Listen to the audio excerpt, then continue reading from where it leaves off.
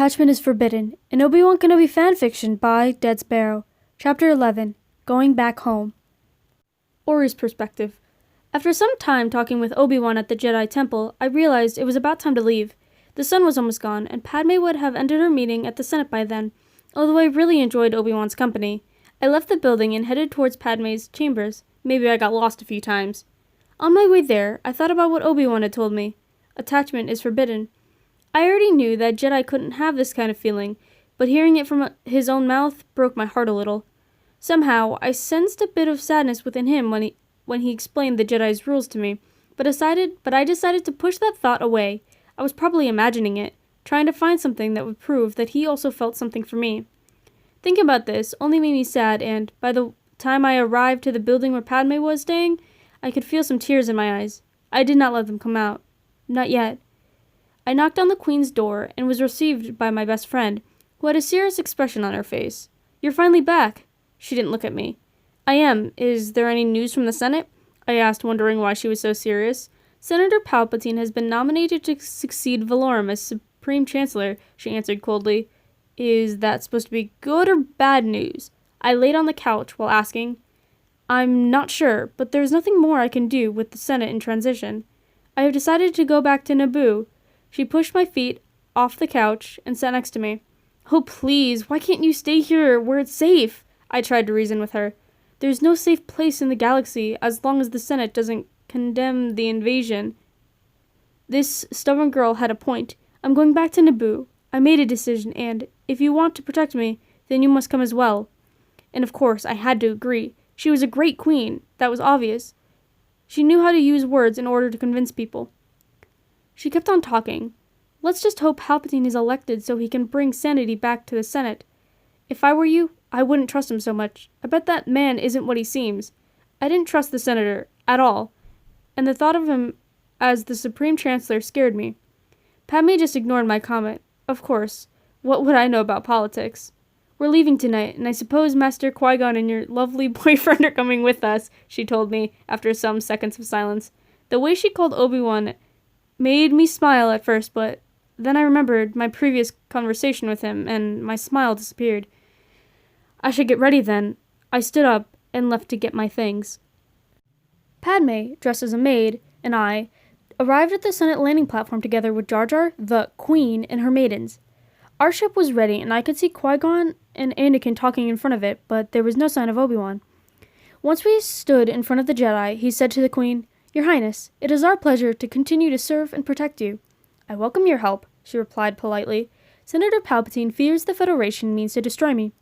"I promise you, I will not let that happen," Qui-Gon assured her. "Well, that was actually my job, but I guess some help is always welcome."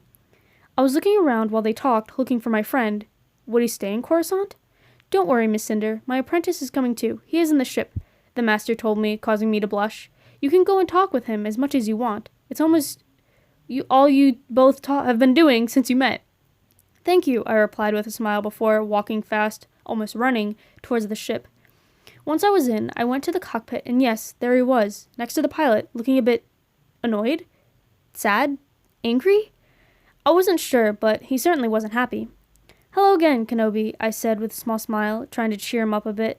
It seemed to work because he turned around and smiled back, but said nothing. "What's the problem? Still Anakin?" He just sighed. I had guessed it. It was Annie. "You can tell me, you know that, right? I know we've known each other for a short time, but I trust you and I hope you trust me too. So if you want to talk about whatever's going on in that head of yours, I'm all ears." After this, he held my hand and took me somewhere where we were alone. Right then, the ship took off, so I guessed that the rest were already on board. Qui-Gon told the Jedi Council that I'm ready to take the trials in order to become a Jedi Knight, he said once he made sure we were alone, with a sad, low voice, still holding my hand. "But that is wonderful, Obi-Wan. You're going to be a knight." "No, the Council didn't agree. Besides, I feel like Master Qui-Gon only said that so he could train Anakin. Each master must train one Padawan, you know." Now I understood. He felt as if his master preferred Anakin over him. "I really think I'm ready for the trials, but nor my master or the Council think so." He sounded awfully sad while he played with the fingers of my hand that he was holding. "What do you say in a moment like this? I thought words weren't enough." So I hugged him. Our first hug. He was taken by surprise and didn't do anything at first, but after a few seconds, he circled his arms around me and rested his head on my shoulder. He just needed a friend, a hug, and silence. How long had it been since he received his last hug? Has he ever received one? It felt nice and comfortable. So nice and comfortable that I had to pull away, and when I did, our eyes met and I smiled, which made him smile too. "Thank you, Aure," he whispered. "Any time," I replied, while he pushed a strand of my hair behind my ear. Then I came up with something to say. "And I believe you are ready for the trials. I've seen you fighting, and although I don't know much, I think you have all the characteristics and skill of a great Jedi Knight. I know my opinion about this isn't very important for you, but Aure, your opinion is more important for me than anyone else's." He cut me off with a serious tone in his voice. I took a deep breath and tried to come up with something to reply with, but I couldn't. Fortunately, before the situation became uncomfortable, Qui-Gon came looking for us and told us to meet him at the Queen's chambers of the ship. Obi-Wan and I glanced at each other one last time before heading there. We started to talk about what to do once we arrived at Naboo. The Queen sat on a throne. I believe she was the real Queen, Padmé, but I couldn't be sure. My friend and her decoy were very similar. "The moment we land, the Federation will arrest you and force you to sign the treaty," I warned her. "I agree. I'm not sure what you hope to accomplish by this," Master Qui-Gon added. "I'm going to take back what is ours," she replied simply. "There are only 12 of us, Your Highness. We have no army," I reminded her, alarmed. I didn't know what she was talking about, and I didn't like it so far. "I cannot fight a war for you, Your Highness, only to protect you," the Jedi told her without much hope in his voice. "Jar Jar Binks," the Queen addressed the Gungan, who looked around puzzled. "Misa, Your Highness?" he asked, confused. "Yes, I need your help," she told him. I rolled my eyes. This girl wasn't making any sense today. I looked at Obi-Wan with a confused face, and he just shrugged. He was just as lost as I was. Of course, I didn't know about the great plans Padmé had in mind. Chapter 12. Plans. Obi-Wan's perspective. It was daytime already, and the Naboo spaceship landed next to the Gungan swamp. We all got out. Aure and I stayed close to each other. We had been talking all throughout the voyage, except for some minutes when the Queen asked her to meet with her to tell her the plan. Aure told me that she was sure Qui-Gon believed I was ready for the trials, that he didn't say so just to train Anakin. She convinced me. How wouldn't she? I couldn't disagree with that beauty, especially not after our hug. Force, that felt good. But we couldn't share many hugs. I didn't want these feelings to grow even more. It was painful enough already. Aure and I approached Master Qui-Gon. "Jar Jar is on his way to the Gungan city," Aure told my master, whose thoughts were elsewhere. "Good," he answered simply. The three of us stood silently for a moment. "Do you think the Queen's idea will work?" I asked suddenly, and Aure just smirked. On our way there, the Queen had told Aure about her plan. She was the only person who knew, and was obviously pleased by this. The only thing the rest of us knew was that we had to convince the Gungans to help us. The Gungans will not easily be swayed, and we cannot use our powers to help her. After Qui-Gon's words, I saw Aure pointing at him with her eyes, and then looked at me with a smirk on her face, and she left us to talk with Padmé. I understood what she wanted me to do. I'm sorry for my behavior, Master," I apologized to Qui-Gon. "It is not my place to disagree with you about the boy. I am grateful you think I am ready for the trials." I looked down. Qui-Gon looked at me for a long moment before saying, "You have been a good apprentice. You are much wiser than I am, Obi-Wan. I foresee you will become a great Jedi Knight." His words made me really happy. He, one of the best Jedi I knew, was telling me that I would be a great Jedi Knight one day.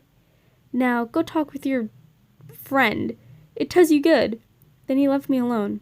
Did he know about my feelings for Aure? Was he trying to make me get closer, or was I imagining it? I approached Aure and her friend. When she saw me, I smiled proudly and believed she understood something good had happened during my conversation with my master. We didn't need words, not since the hug we had shared. Did the Force have something to do with that? Did we form some sort of bond? Jar Jar had left in order to find his people, but when he came back, he was alone, which worried me. He approached us and said, "There's nobody there, all gone. Some kind of fight, I'm not reading this, I think. Sorry. Great, the plan was starting to fail already. Do you think they have been taken to camps? Aure suggested. More likely they were wiped out, I replied to her, losing all hope. Well, that wouldn't surprise me at all, she shrugged. Then Jar Jar informed us that Gungans used to go to a sacred place when in trouble, somewhere where no one could find them. Could you take us there? Master Qui-Gon asked him. The Gungan nodded and led our group, which consisted of Queen Amidala, her 3 maidens, 4 pilots, 8 guards, R2-D2, Anakin, Qui-Gon, Aure, and me, through the tall trees of the forest until we found a large group of Gungans in their secret place. One thing was for sure. It was almost impossible for anyone to find them there. Once we were there, and Jar Jar informed the boss of our arrival, the Queen introduced herself. I am Queen Amidala of the Naboo. I come before you in peace. The Gungan boss blamed the people of Naboo for what was happening. The Gungan troops pointed their weapons at us. The pilots and guards, including Aure, looked around nervously, while Qui-Gon and I stayed relaxed, and Anakin watched with great interest. Sensing Aure's discomfort, I decided to hold her hand. Just a few seconds wouldn't cause any harm, and it could help her. I noticed she relaxed a little before looking at me with her eyes saying, "Thank you." I finally let go of her small hand. Fortunately, Qui-Gon hadn't noticed anything, or if he did notice it, he just said nothing. We wished to form an alliance, the Queen continued, but she couldn't finish talking because Aure's friend, Padmé, stepped forward. Your Honor, I am Queen Amidala, she said, confusing us all. This is my decoy, my protection, my loyal bodyguard. She ended up pointing to the girl, who we knew was a fake queen. Anakin and Qui-Gon were stunned. I looked at Aure, who gave me a knowing look. Oh, so she knew everything. She was amazingly smart. I looked at her with admiration, and she showed me a beautiful smile that could have melted my heart right there. I am sorry for my deception, the real Queen kept on talking, but under the circumstances, it has become necessary to protect myself, although we do not always agree, Your Honor. Our 2 great societies have always lived in peace until now. The Trade Federation has destroyed all that we have worked so hard to build. What? You are in hiding. My people are in camps. If we do not act quickly, all will be lost forever. I ask you to help. I beg you to help us. After saying this, she dropped to her knees before the boss. We are your humble servants. Our fate is in your hands, she finished. Slowly, we all bowed down before the Gungan, who finally agreed to help us. Aure smiled wide. She knew her home planet would be safe. Aure's perspective. We were all at Naboo's grass plains. Padmé, the 2 Jedi, and I stood forming a circle discussing the battle plan when Anakin came running up to us and exclaimed, "They're here!" He was talking about the guards that I had sent to check what was happening right then. What is the situation? I asked one of them. Almost everyone's in camps. A few hundred police and guards have formed an underground movement. The Federation army is also much larger than we had thought, and much stronger, he told us. Then he looked at the Queen with sad eyes. Your Highness, this is a battle. I do not think we can win. The battle is just a diversion, I informed him. Then Padmé and I explained the whole situation to the Jedi and the guards. The Gungans would draw the droid army away so we could enter the city through the secret passage. Once inside, I would create a diversion so Padmé could enter the palace to capture the Viceroy. Without him, they'd be lost and confused. Meanwhile, some pilots would be sent to knock out the droid control ship, which was orbiting Naboo. Like this, the droids, which would be fighting against the Gungans, would be immobilized. That was the plan, and I really believed it could work. I absolutely trusted on Padmé's mind. She was a smart girl. After we made everything clear to everyone, each person got ready for their job. I made sure that I had my weapons with me, but I couldn't find one of my blasters. Someone touched my shoulder, and I turned around to see Obi-Wan. I think you will need this, he told me, holding out my weapon to me. Thank you. Where was it? I asked, taking the blaster. You left it near Jar Jar, and you know how curious he is about everything. I told him to give it to me. He laughed. How wonderful that was. How wonderful that sound was. He can be quite annoying sometimes, right? I laughed with him. Thank you again. You are welcome. He hesitated before saying, Please, be safe. I don't know what I would do if something happened to you. Obi-Wan's words, together with the slight redness of his cheeks, made my heart jump. I will, if you promise me you'll be safe too, I replied, smiling. I can't promise that, but I will certainly try. My eyes met his blue ones, and it felt so good that it couldn't last much. His master called him, and Obi-Wan left me alone with my thoughts, which were now trying to focus on the upcoming battle.